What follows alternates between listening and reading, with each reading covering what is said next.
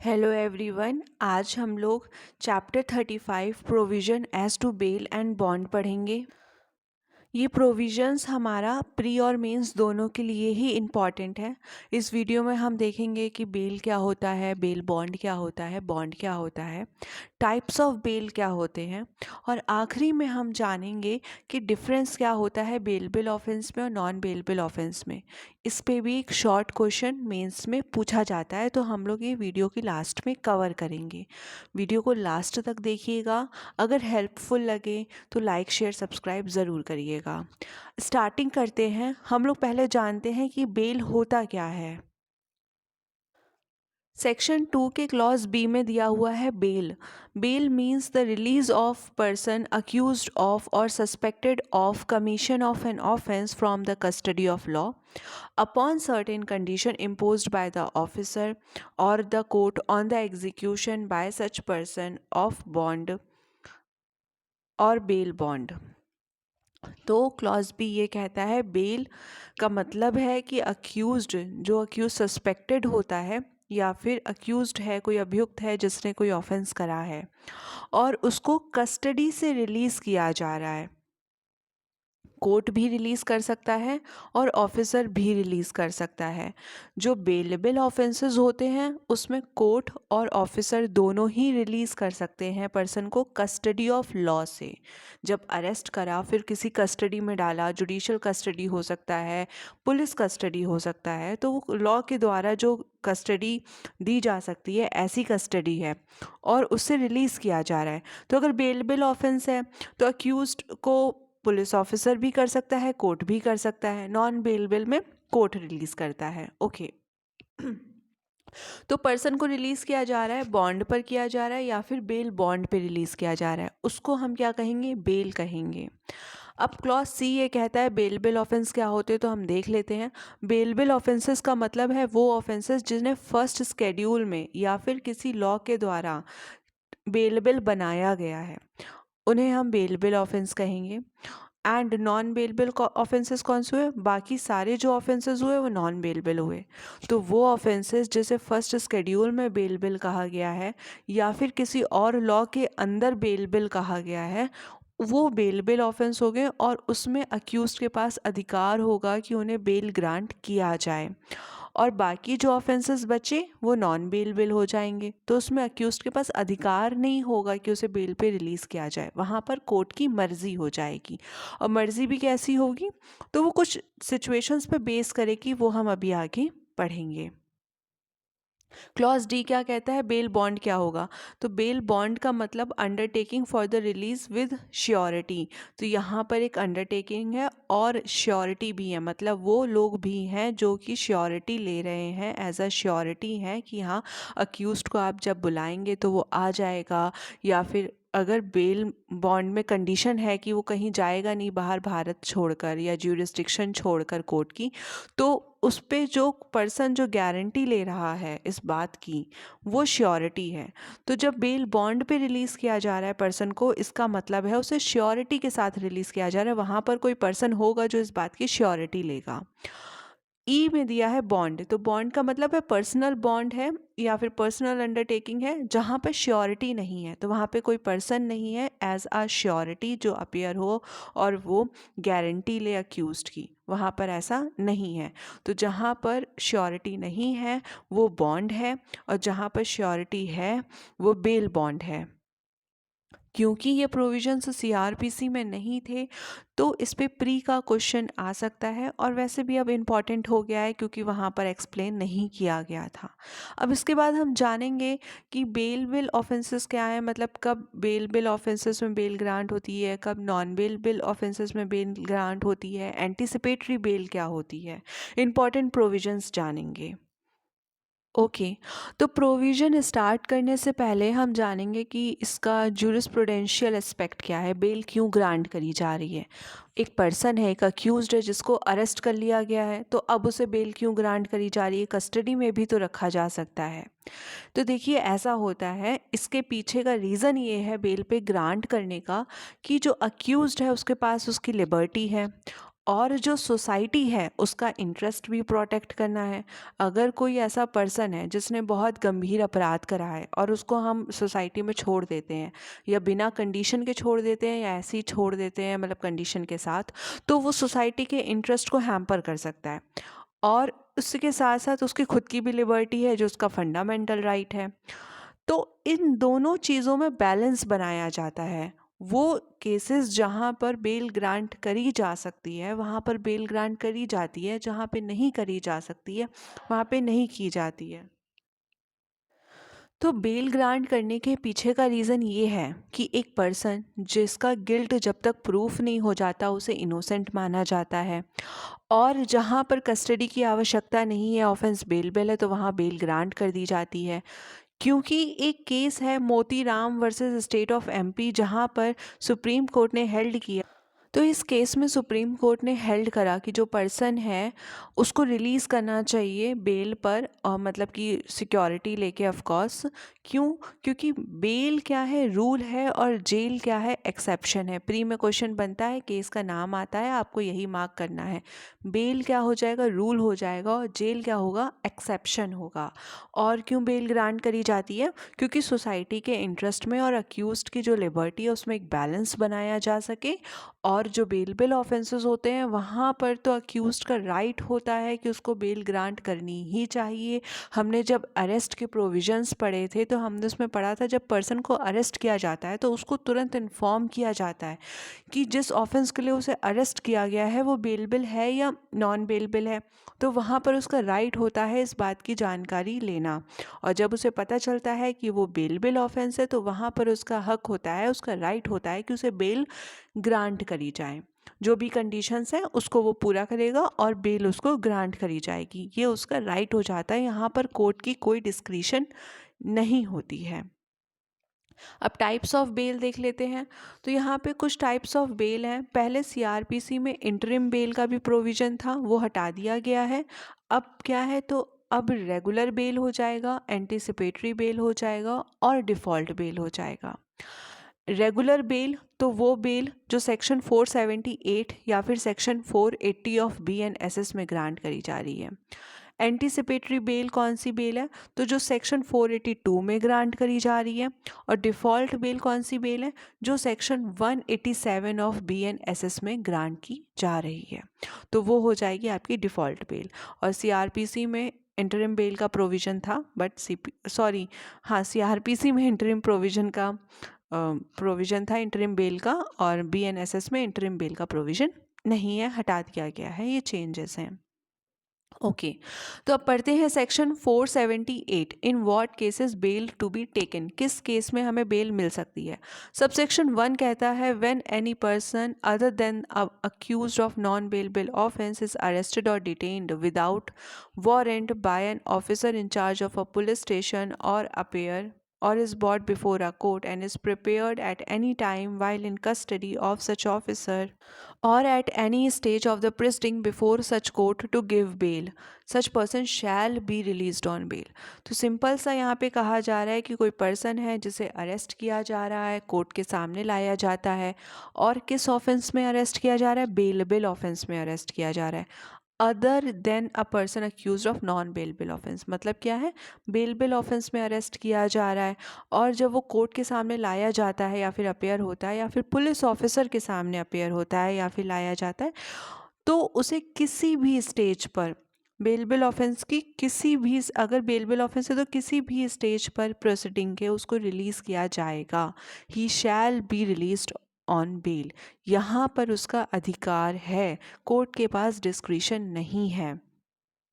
और bailable offence में हमने क्या देखा कि कोर्ट भी बेल पे रिलीज़ कर सकता है और पुलिस ऑफिसर भी बेल पे रिलीज़ कर सकता है, provided that such officer or the court, if he or it thinks fit, may and shall, if such person is indigent and is unable to furnish surety, instead of taking bail bond from such person, discharge him on his executing a bond for his appearance as hereinafter provided। Explanation कहता है where a person is unable to give bail bond within a week of the date of his arrest, he shall be it shall be a sufficient ground for the officer or the court to presume that he is an indigent person for the purpose of this proviso. तो यहाँ पे बोला जा रहा है कि कोई person है और वो इंडिजेंट पर्सन है, तो क्या होगा, तो उससे सिर्फ बॉन्ड एग्जीक्यूट करवा कर क्या किया जाएगा, बिना श्योरिटी के बॉन्ड एग्जीक्यूट करवा कर, जो कि पर्सनल बॉन्ड होगा, रिलीज़ कर दिया जाएगा। अब कैसे पता चलेगा कोई पर्सन इंडिजेंट है या नहीं है, तो वो पर्सन जो कि जब से उसको अरेस्ट किया गया है या जब से क्या कहते हैं उसको कस्टडी में लाया गया है, तब से 1 हफ्ता हो गया है, मतलब अरेस्ट से 1 हफ्ता हो गया है और वो श्योरिटी फर्निश नहीं कर पाया है, तो उसको इंडिजेंट पर्सन मान लिया जाएगा। तो फिर उसे बेल बॉन्ड पे रिलीज़ ना करके उसके पर्सनल बॉन्ड पर रिलीज़ किया जाएगा। Provided further that nothing in this section shall be deemed to affect the provision of subsection 3 of section 135 or section 492। ये प्रोविज़ो कहता है कि जो भी प्रोविज़न है सेक्शन के 478 के, वो सेक्शन 135 के सबसेक्शन 3 और सेक्शन 492 पर अप्लाई नहीं होंगे, दोनों अलग अलग हैं।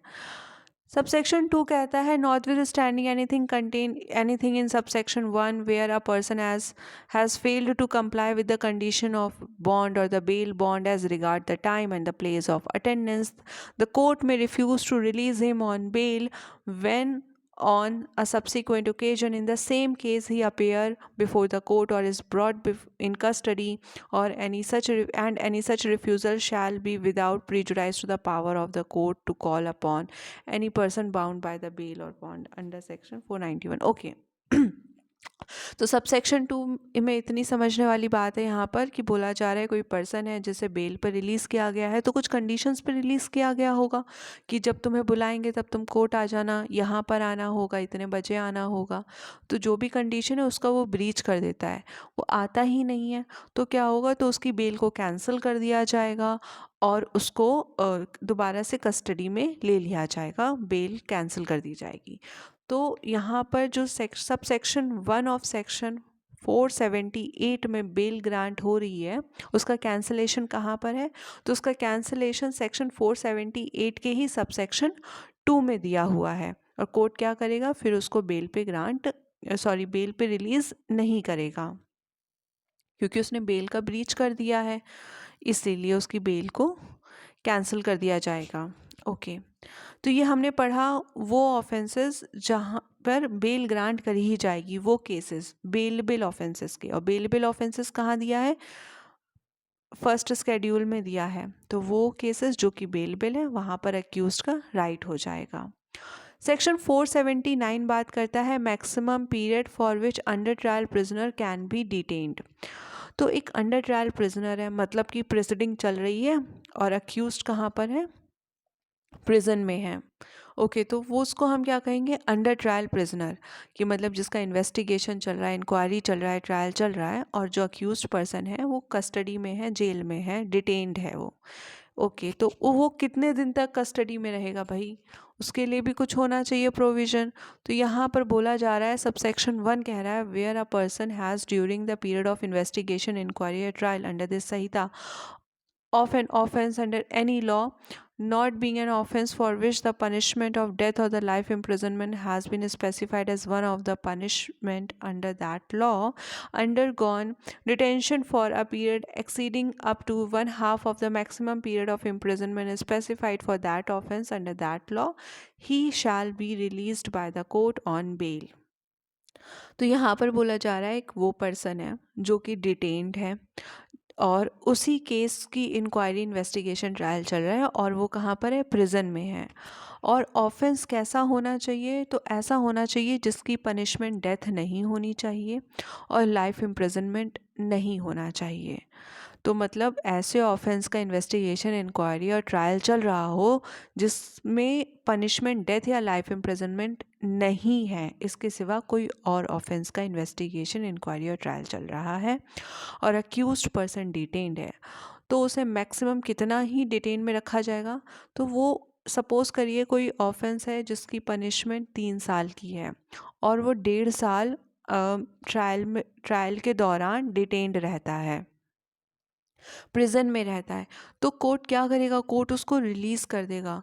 शैल be released by the court on bail, तो कोर्ट के द्वारा रिलीज किया ही जाएगा अगर कोई पर्सन मैक्सिमम पनिशमेंट जो ऑफेंस की दी है उसकी हाफ पनिशमेंट प्रिजन में रह लेता है जब उसी केस की इंक्वायरी, ट्रायल और इन्वेस्टिगेशन चल रहा था। तो हाफ कंप्लीट हो जाने पर मैक्सिमम जितनी पनिशमेंट थी, जैसे 1.5 साल हो गया, 3 साल का, 4 साल की है तो 2 साल हो गया, ऐसे मतलब हाफ होना चाहिए मैक्सिमम का, तो उसको रिलीज़ किया जाएगा। शैल वर्ड है, उसको कोर्ट रिलीज़ कर देगा। प्रोवाइडेड, जो पिंक से आप हाईलाइटेड देख रहे हैं, सीआरपीसी में नहीं था, ये बीएनएसएस में नया प्रोविज़न है। Okay, provided that where such person is a first time offender who has never been convicted of an offense in the past, he shall be released on the bond by the court if he has undergone the detention for the period exceeding up to the 1/3 of the maximum period of punishment specified for such offense under that law. तो यहाँ पर बोला जा रहा है कि कोई ऐसा पर्सन है, ऐसा अक्यूज्ड है जो फर्स्ट टाइम ऑफेंडर है, उसने पहले किसी भी प्रकार का कोई भी ऑफेंस नहीं किया है, नहीं कन्विक्ट हुआ है, वो किसी भी ऑफेंस के लिए कन्विक्ट नहीं हुआ है, और उसके लिए अभी ट्रायल चल रहा है या इंक्वायरी चल रहा है, इन्वेस्टिगेशन चल रहा है, और वो डिटेन्ड है, और उसके डिटेंशन को 1/3 हो गया है। जिस ऑफेंस के लिए ट्रायल, इन्वेस्टिगेशन, इंक्वायरी चल रहा है, उसकी जो मैक्सिमम पनिशमेंट है उस ऑफेंस की, उसका वो 1/3 क्या रहता है, डिटेन्ड रहता है, तो उसको रिलीज़ कर दिया जाएगा। ये प्रोविज़न पहले नहीं था। तो ये प्री में क्वेश्चन बनेगा कि फर्स्ट टाइम ऑफेंडर के लिए कब रिलीज़ कर दिया जाएगा उसको, तो 1/3 हो जाएगा, और मेंस में भी आ सकता है क्योंकि चेंज आया है। ओके, फिर फर्दर कहता है provided further that the court may after hearing the public prosecutor and for the reason to be recorded by it in writing order the continued detention of such person for a longer period than the half of the said period or release him on the bail bond instead of his bond। तो यहाँ पर बोला जा रहा है कि कोई person है, उसका नॉर्मली क्या था कि हाफ सज़ा अगर हो गई है और ट्रायल ख़त्म नहीं हुआ है या इंक्वायरी ख़त्म नहीं हुई, इन्वेस्टिगेशन ख़त्म नहीं हुआ, और वो अक्यूज़्ड अभी भी डिटेन्ड था, और जिस ऑफेंस के लिए डिटेन्ड था उसकी हाफ पनिशमेंट हो गई है, तो हाफ टाइम मतलब वो रह लिया है प्रिजन में, तो उसको रिलीज़ कर दिया जाएगा। बट यहाँ पे बोला जा रहा है कि पब्लिक प्रोसिक्यूटर को सुना जाएगा, रीज़न रिकॉर्ड किया जाएगा, और जो हाफ था उससे ज़्यादा भी उसको डिटेन करके रखा जा सकता है। पर अगर उससे ज़्यादा के लिए उस पर्सन को डिटेन करके रखा जा रहा है अक्यूज़्ड को, जैसे कि 3 साल की सज़ा थी, 1.5 साल उसने काट लिया, अब उसका रिलीज़ होने का समय आ गया है, चाहे भले ट्रायल कंप्लीट हुआ हो ना हुआ हो, इन्वेस्टिगेशन कंप्लीट हुई हो ना हुई हो, ये एक रूल हो गया, जनरल रूल। इसका अपवाद क्या कह रहा है, उसे 1.5 साल से ज़्यादा, मतलब जो भी पनिशमेंट है उसके हाफ से ज़्यादा रखा जा सकता है अगर पब्लिक प्रोसिक्यूटर क्या करता है, सेटिस्फाई कर देता है कोर्ट को कि ज़रूरी है। तो कोर्ट रीज़न रिकॉर्ड करेगा कि भाई आधी पनिशमेंट से ज़्यादा आप उसको क्यों रख रहे हो, क्योंकि अभी वो गिल्टी प्रूफ तो हुआ नहीं है, अभी तो हो सकता है सिर्फ इंक्वायरी ही चल रही है और आधा टाइम हो गया ऑफेंस की पनिशमेंट का, या फिर ट्रायल ख़त्म ही नहीं हुआ, कंक्लूजन आया ही नहीं, और वो अभी आधा मैक्सिमम, जो मैक्सिमम का आधा पनिशमेंट था उसने काट लिया।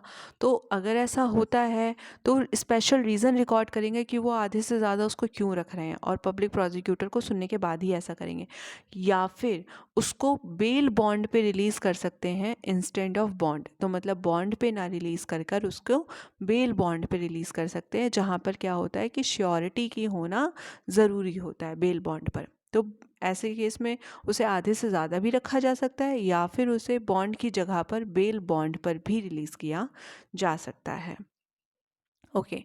Provided also that no such person shall in any case be detained during the period of investigation, inquiry, or trial for more than the maximum period of imprisonment provided for that offense under that law। तो यहाँ पर बोला जा रहा है कि भाई maximum एक ऑफेंस की जितनी मैक्सिमम पनिशमेंट है उससे ज़्यादा तो उसको कभी भी नहीं रखा जा सकता, चाहे भले उसको गिल्टी प्रूफ हुआ हो या फिर ना हुआ हो। सपोज़ एक पर्सन था जो डिटेन्ड था, और जिस ऑफेंस के लिए डिटेन था उसकी पनिशमेंट 7 साल थी, तो 7 साल अभी ट्रायल ख़त्म ही नहीं हुआ और वो बेचारा अभी भी जेल में पड़ा है, तो भैया 7 साल से ज़्यादा किसी भी हालत में नहीं रखा जाएगा। मैक्सिमम पनिशमेंट जो है उससे ज़्यादा किसी भी हालत में नहीं रखा जाएगा, ये उसका राइट हो जाएगा। तो यहाँ पर भी उसको रिलीज़ करना कंपलसरी होगा। एक्सप्लेनेशन कहता है in computing the period of detention under this section for granting bail, the period of detention passed due to the delay in the proceeding caused by the accused shall be excluded. तो जब भी period of detention calculate किया जाएगा कि मतलब वो कितने दिन डिटेंशन में रहा है, तो भी जो भी प्रिसीडिंग में देरी हुई है अक्यूज्ड की वजह से, उसको माइनस कर दिया जाएगा, उसको डिडक्ट कर दिया जाएगा। सबसेक्शन 2 कहता है notwithstanding anything contain in subsection 1 and subject to the third proviso thereof where the investigation inquiry and trial in more than one offence or in multiple cases are pending against a person he shall not be release on bail by the court. तो यहाँ पर बोला जा रहा है नया provision है, पहले नहीं था, मतलब कि सीआरपीसी में नहीं था। जो भी आप पिंक से हाईलाइट देख रहे हैं इस वीडियो में वो आपको सीआरपीसी में नहीं था, वो नया प्रोविज़न है। ओके, तो यहाँ पे बोल रहा है कि जो भी पर्सन है जिसके खिलाफ मल्टीपल ऑफेंसेस के चार्जेस लगे हैं, पेंडिंग है ट्रायल या इंक्वायरी या इन्वेस्टिगेशन जो भी, तो उसको रिलीज़ नहीं किया जाएगा। मतलब एक ऑफेंस का 1/2 हो सकता है कंप्लीट हो गया हो, लेकिन उसके ऊपर मल्टीपल केसेस लगे हुए हैं ना, तो उसको रिलीज़ नहीं किया जाएगा, ये बोला जा रहा है सिंपली। फिर सबसेक्शन 3 कह रहा है superintendent of jail where the accused person is detained on completion of 1/2 or 1/3 of the period mentioned under the subsection 1 as the case may be shall forthwith make an application in writing to the court to proceed under subsection 1 for the release of such person on bail। तो यहाँ पे बोला जा रहा है जो superintendent of police है, अब ये उसकी ड्यूटी है कि जब कोई पर्सन है जिसकी 1/2 या 1/3 इम्प्रिजनमेंट कंप्लीट हो गई है, तो तुरंत इस बात की एप्लीकेशन देगा, इस बात की जानकारी देगा कोर्ट को कि भैया मेरे यहाँ कोई प्रिजनर है जिसने आधी सज़ा काट ली है, वो इतने दिन से जेल में ही पड़ा है, या फिर कोई फर्स्ट टाइम ऑफेंडर है, वो उसने 1/3 पनिशमेंट काट ली है, वो जेल में पड़ा है, उसको रिलीज़ करा जाए। तो ऐसी वो एप्लीकेशन देगा। ड्यूटी किसकी है? सुपरिंटेंडेंट ऑफ पुलिस की है। तो प्री का क्वेश्चन बनेगा किसकी ड्यूटी है, तो आपको याद रखना है सुपरिंटेंडेंट ऑफ पुलिस की ड्यूटी है। तो आपने इसमें देखा कि इस सेक्शन में मेजर 3 चेंजेस आए हैं, तो सेक्शन काफ़ी इंपॉर्टेंट हो जाता है। जो बेल ऑफेंसेस में जो बेल ग्रांट हो रही थी सेक्शन 478 में, उसमें कोई चेंज नहीं था, बट इसमें 3 चेंजेस हैं और इम्पॉर्टेंट चेंजेस हैं, तो आपको ध्यान रखने हैं। फिर बात है सेक्शन 488 जो बात करता है when the bail may be taken in the case of non bailable cases. तो नॉन बेलेबल केस में कब बेल ली जा सकती है, इस बारे में बात करता है सेक्शन 480। सबसेक्शन 1 कहता है when any person accused of, suspected of or the commission of any non bailable offences arrested or detained without a warrant by an officer in charge of a police station or appear or is brought before the court other than the high court or the court of session may be released on bail। तो section 480 बात करता है कि कोई accused person है, वो suspected है या फिर वो अक्यूज्ड है नॉन बेलेबल ऑफेंस का, तो उसको बेल ग्रांट करी जा सकती है कोर्ट के द्वारा। मे भी रिलीज ऑन बेल लिखा है, तो यहाँ पर उस पर्सन का कोई भी राइट नहीं होगा कि उसे बेल ग्रांट करी जाए। कोर्ट की डिस्क्रिशनरी पावर होगी कि अगर कोर्ट को लगता है कि बेल ग्रांट करनी चाहिए तो वो कर सकते हैं, अदरवाइज अक्यूज्ड पर्सन का कोई भी राइट नहीं होगा। बट यहाँ पर जो कोर्ट है जो बेल ग्रांट कर रहा है वो हाई कोर्ट नहीं होना चाहिए, कोर्ट ऑफ सेशन नहीं होना चाहिए। तो मतलब ये प्रोविज़न कौन से कोर्ट के लिए? तो मैजिस्ट्रेट की कोर्ट के लिए है। यहाँ पर हाई कोर्ट और कोर्ट ऑफ सेशन की बात नहीं हो रही है, उनके अलावा जो कोर्ट है वो बेल ग्रांट कर सकते हैं नॉन बेलेबल केस में, जब उनको लगता है कि बेल ग्रांट करनी चाहिए। But such person shall not be so released if there appear a reasonable ground for believing that he has been guilty of the offense punishable with a death or life imprisonment। यहाँ पे बोला जा रहा है कि वो person जो कि अक्यूज्ड है ऐसे ऑफेंस का जिसमें पनिशमेंट है डेथ या फिर लाइफ इम्प्रिजनमेंट, तो बेल ग्रांट नहीं करी जाएगी। या फिर कोई पर्सन है not be released on bail if such offense is cognizable offense and he has been previously convicted of an offense punishable with the death or the life imprisonment और 7 years और more।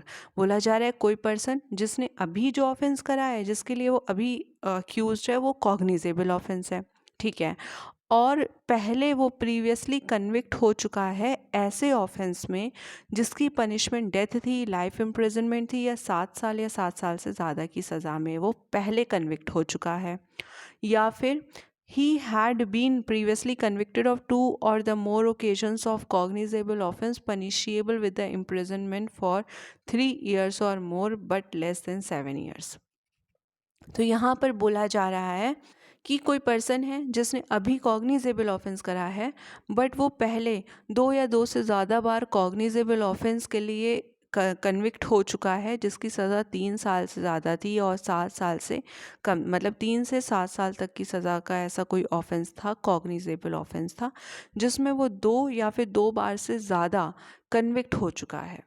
तो मतलब cognizable offence करा और वो पहले punish हो चुका है 7 साल या 7 साल से ज़्यादा के ऑफेंस में, डेथ के लिए, लाइफ इम्प्रिजनमेंट के लिए, या फिर उसने अभी कॉग्निजेबल ऑफेंस करा और पहले वो 2 या 2 से ज़्यादा बार कॉग्निजेबल ऑफेंस में पनिश हो चुका है, जिसकी सज़ा 3 से 7 साल तक की थी। तो ये बोला जाए ऐसे 2 केस में रिलीज़ नहीं किया जाएगा। वैसे तो नॉन बेलेबल ऑफेंस में कोर्ट रिलीज़ कर सकते हैं, मैजिस्ट्रेट के कोर्ट, हाई कोर्ट और कोर्ट ऑफ सेशन नहीं होने चाहिए, और जो दूसरा कोर्ट है मतलब कोर्ट ऑफ मजिस्ट्रेट है वो रिलीज़ कर सकते हैं, बट इन 2 केसेस में नहीं करेंगे। अब इसका भी इसके भी अपवाद हैं, प्रोविज़ो हैं, वो देखते हैं क्या है। Provided that the court may direct that a person referred to in the clause 1 or the clause 2 be release on bail if such person is a child, women, sick or infirm. तो जो अभी हमने clause 1 और 2 पढ़ा, उसमें कोई ऐसा person accused है जो कि बच्चा है, चाइल्ड है, इन्फर्म है, सिक है, तो कोर्ट चाहे तो रिलीज़ कर सकते हैं। फर्दर बोला जा रहा है दैट द कोर्ट में also direct that a person referred to in the clause 2 be released on bail if it is satisfied that it is just and proper for so to do for any other special reason. तो clause 2 के लिए बोला जा रहा है, मतलब 1 और 2 के लिए तो दोनों प्रोविज़ो है, ये ऊपर वाला प्रोविज़ो दोनों पे लागू होगा, पर अगर क्लॉज 2 के लिए किसी और स्पेशल रीज़न है कोई, तो उसको कोर्ट को लगता है कोई और स्पेशल रीज़न है तो बेल ग्रांट कर सकते हैं ऐसे ऑफेंसेस में जो कि क्लॉज 2 में आ रहा है। अदर स्पेशल रीज़न के लिए भी किया जा सकता है। Provided also that mere fact that the accused person may be required for being identified by a witness during the investigation or for the police custody beyond the first 15 days shall not be sufficient ground for refusing to grant bail if he otherwise entitled to release on bail and give an undertaking that he shall comply with such directions as may be given by the court। ये proviso बोल रहा है कि कोई person है, accused person है, और उसकी ज़रूरत है कि उसका आइडेंटिफिकेशन परेड करवाना है, मतलब ऐसा कोई इन्वेस्टिगेशन के लिए उसकी ज़रूरत है इन शॉर्ट। तो अगर कोई पर्सन है जिसको अरेस्ट करके रखा है, कस्टडी में है, और उसको इन्वेस्टिगेशन के लिए उस पर्सन की ज़रूरत है कि उसका अक्यूज्ड का आइडेंटिफिकेशन परेड करवाया जा सके विटनेस के द्वारा, तो इस ग्राउंड पर अक्यूज्ड की जो बेल है उसको रिफ्यूज़ नहीं किया जाएगा। यहाँ पे लिखा है beyond the first 15 days shall not be a sufficient ground to refusing to grant bail. मतलब फर्स्ट 15 डेज में तो वो कस्टडी में था, उस उतना पहले क्या था, सीआरपीसी में ये फर्स्ट 15 डेज़ वाला प्रोविज़न नहीं था, उसमें सिर्फ इतना था कि कोई पर्सन है जो अदरवाइज़ इंटाइटल्ड है बेल के लिए तो उसको बेल ग्रांट करी जाएगी, उसकी बेल जो है वो इस ग्राउंड पर रिफ्यूज़ नहीं करी जाएगी कि उस पर्सन का आइडेंटिफिकेशन करवाना है विटनेसेस के द्वारा। ये आपका सीआरपीसी में था।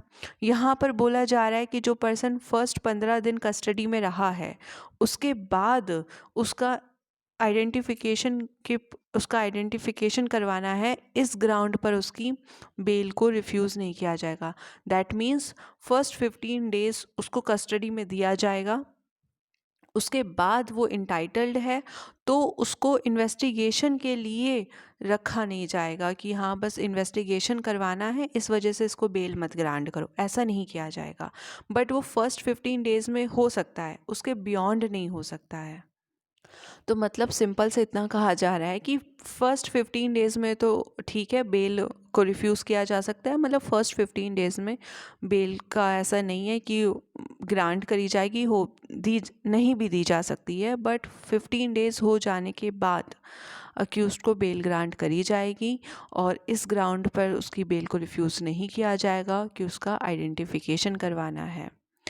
फिर provided also that no person shall, uh, if the offense alleged to have been committed by him is punishable with a death, life imprisonment या फिर imprisonment for 7 years or more, be released on bail by the court under subsection 1 without giving an opportunity of hearing to the public prosecutor.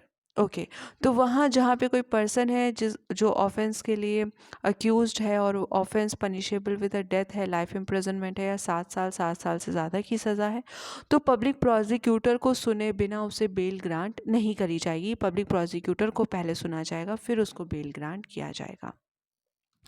फिर subsection 2 कहता है, if it appears to such officer और the court at any stage of investigation, inquiry, trial as the case may be, that there are not reasonable ground for believing that the accused has committed a non bailable offence but there are the sufficient ground for further inquiry into his guilt, the accused shall subject to the provision of section 494 and pending such inquiry be released on bail or at the discretion of such officer or the court on the execution by him a bond for his appearance hereinafter provided। यहाँ पे बोला जा रहा है कि investigation, inquiry, trial किसी भी stage के दौरान कोर्ट को लगता है कि जो ये पर्सन है इसने नॉन बेलेबल ऑफेंस नहीं किया है, इसके खिलाफ फर्दर इंक्वायरी तो होनी चाहिए। इसने ऑफेंस किया है पर वो बेलेबल है, नॉन बेलेबल नहीं है। तो जब वो नॉन बेलेबल नहीं है, मतलब कि बेलेबल हो गया, तो वहाँ पर दोनों के पास पावर हो गई, ऑफिसर के पास भी पावर हो गई, कोर्ट के पास भी पावर हो गई कि उसे बेल पे रिलीज़ किया जा सकता है। यहाँ पे ये बोल रहा है। तो जब भी कोर्ट को लगता है कि नहीं भाई इसने तो नॉन बेलेबल ऑफेंस किया नहीं है बट आगे की इंक्वायरी होनी चाहिए, तो फिर उसको रिलीज़ कर देंगे।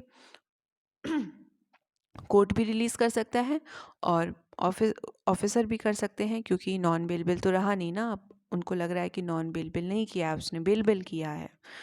ओके, उसके बाद सबसेक्शन 3 कह रहा है, where a person accused of or suspected of the commission of an offence punishable with the imprisonment which may extend to the 7 year or more or of the offence under chapter 6, 7, 17 of BNS, abatement, conspiracy, attempt to commit such offense is released on bail under subsection 1, the court shall impose the condition।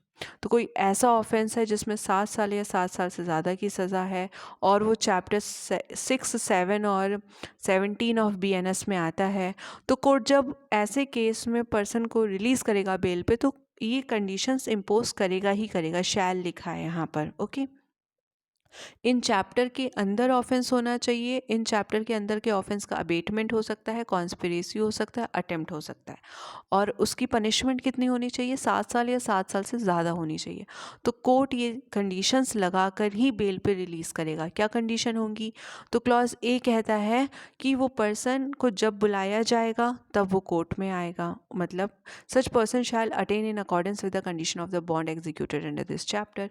तो जो भी condition है ना कि इस समय पे आपको अटेन करना है, इस टाइम पे अटेन करना है, आपको अपेयर होना है, तो उसका वो उल्लंघन नहीं करेगा, उस कंडीशन का नहीं, उसको कंपाइल करेगा और वो आएगा, ये कंडीशन लगाई जाएगी। दूसरा लिखा है कि वो सिमिलर तरीके का ऑफेंस नहीं करेगा जिसके लिए वो अभियुक्त है, सस्पेक्टेड है, तो वो ऑफेंस दोबारा नहीं करेगा, वैसा ऑफेंस नहीं करेगा, मतलब कोई और कर सकता है ओके, वो ऑफेंस दोबारा नहीं करेगा। फिर बात बोल रहे हैं कि डायरेक्टली या इनडायरेक्टली कोई भी पर्सन जिसे फैक्ट्स एंड सर्कमस्टांसेस की जानकारी है, केस के तथ्यों की जानकारी है, उसको किसी भी तरीके का प्रॉमिस नहीं करेगा, इंड्यूस नहीं करेगा, थ्रेट नहीं देगा कि तुम ऐसा कोर्ट में नहीं बताओगे या तुम ये बात छुपा लोगे, ऐसा नहीं करेगा, ये कंडीशन लगाई जा सकती है। और वो कोई भी एविडेंस को फैब्रिकेट करने की कोशिश नहीं करेगा, उनको गुमा देने की कोशिश नहीं करेगा, मतलब डिस्पोज ऑफ कंसील करने की कोशिश नहीं करेगा, ये कंडीशन लगाई जा सकती है। और भी कोई और कंडीशन लगाई जा सकती है जो भी कोर्ट को ज़रूरी लगती है जस्टिस के लिए। ओके फिर सबसेक्शन 4 कहता है एन ऑफिसर और the court releasing any person on bail under subsection 1 और subsection 2 shall record in writing his reason और its special reason for doing so. तो रीज़न और स्पेशल रीज़न रिकॉर्ड किया जाएगा जब भी सबसेक्शन 1 या फिर सबसेक्शन 2 के अंदर रिलीज़ किया जाएगा। फिर सबसेक्शन 5 कहता है कि कोई भी पर्सन है जिसे सबसेक्शन 1 या सबसेक्शन 2 के अंदर रिलीज़ किया गया है, अगर वो कंडीशन का ब्रीच करता है तो उसकी जो बेल है उसको कैंसिल भी किया जा सकता है, उसको अरेस्ट भी किया जा सकता है, दोबारा से कस्टडी में लाया जा सकता है। तो ये क्या हो जाएगा, कैंसिलेशन ऑफ बेल हो जाएगा। उसके बाद है सबसेक्शन 6 कहता है if in any case triable by a magistrate the trial of such person accused of any non bailable offence is not concluded within the period of 60 days from the first date fixed for taking evidence in the case, such person shall, if he is in custody during the whole of such period, be released on bail to the satisfaction of the magistrate unless for the reason to be recorded in writing the magistrate otherwise direct। तो कोई person है जो कि custody में है और वो पूरे टाइम कस्टडी में रहा, और जिस दिन से एविडेंस लिया गया था तब से 60 दिन हो गए हैं, वो कस्टडी में ही है, कंक्लूजन नहीं आया है ट्रायल का, ठीक है, और वो पूरे टाइम कस्टडी में रहा है, तो कोर्ट क्या करेगा, कोर्ट उसको रिलीज़ कर देगा बेल पर। तो यहाँ पर भी क्या हो गया, पर्सन का राइट हो गया।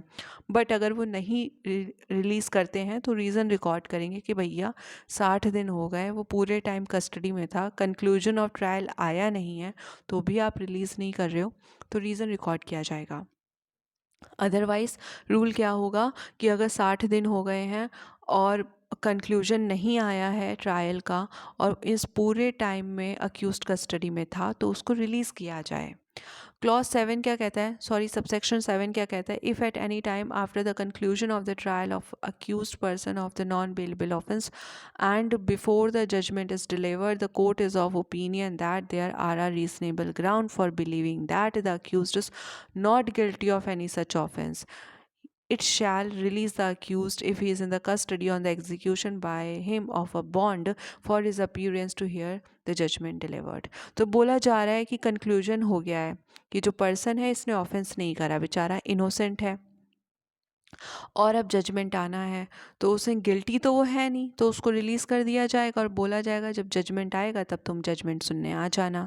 तो कोई पर्सन है जिसके खिलाफ जो ऑफेंसेस थे वो प्रूव नहीं हुए हैं, अभी जजमेंट नहीं आया है, बट कंक्लूड हो गया है कि भाई इसने ऑफेंस नहीं किया है, तो उसको रिलीज़ कर दिया जाएगा बॉन्ड पर कि जब बुलाया जाए तब आ जाना, जजमेंट सुन लेना। तो यहाँ पर भी क्या हो गया, उस पर्सन का राइट हो गया। तो यहाँ अब हम देख सकते हैं, इसको अगर हम कंक्लूड करें तो हम देख सकते हैं कहाँ कहाँ पर अक्यूज्ड पर्सन का राइट है कि उसको रिलीज़ किया ही जाएगा। तो हमने देखा वहाँ जहाँ पर बेलेबल ऑफेंस है ना, जहाँ पर बेलेबल ऑफेंस है वहाँ पर तो अक्यूज्ड को रिलीज़ किया ही जाएगा। उसके बाद अभी हमने देखा कि जहाँ पर अक्यूज्ड क्या कहते हैं 15 डेज़ हो चुके हैं और उसको कस्टडी में रखना है इसलिए क्योंकि उसका इन्वेस्टिगेशन परेड करवाना है, तो ये कोई ग्राउंड नहीं बनता है, उसको बेल पे रिलीज़ किया जाएगा। फिर हमने देखा कि वहाँ जहाँ पे कोर्ट को लगता है कि इसने नॉन बेलेबल ऑफेंसेस नहीं किया है बट इसके खिलाफ फर्दर इंक्वायरी होनी चाहिए, तो जब नॉन बेलेबल ऑफेंस नहीं किया है तो क्या हो गया, बेलेबल हो गया। बेलेबल में क्या होता है, राइट हो जाता है, तो उस पर्सन को रिलीज़ किया जाएगा, वहाँ पर भी उसका राइट हो गया, उसको रिलीज़ किया जाए।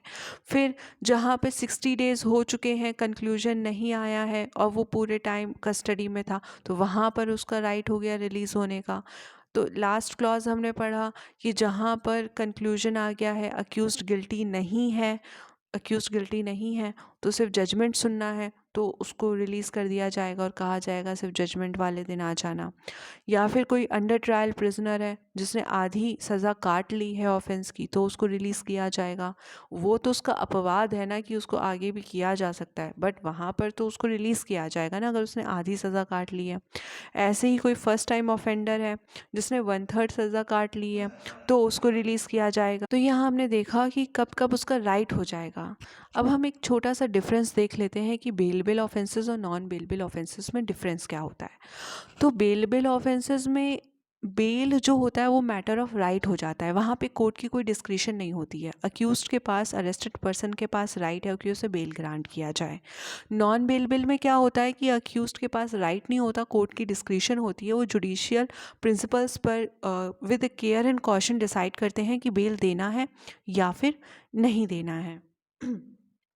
उसके बाद बेलेबल ऑफेंस में पुलिस ऑफिसर और कोर्ट दोनों ही बेल ग्रांट कर सकते हैं, जबकि नॉन बेलेबल ऑफेंसेस में सिर्फ कोर्ट ही बेल ग्रांट करते हैं। और अगर हम बात करें एंटीसिपेटरी बेल की, तो एंटीसिपेटरी बेल बेलेबल ऑफेंस में नहीं दी जाती है।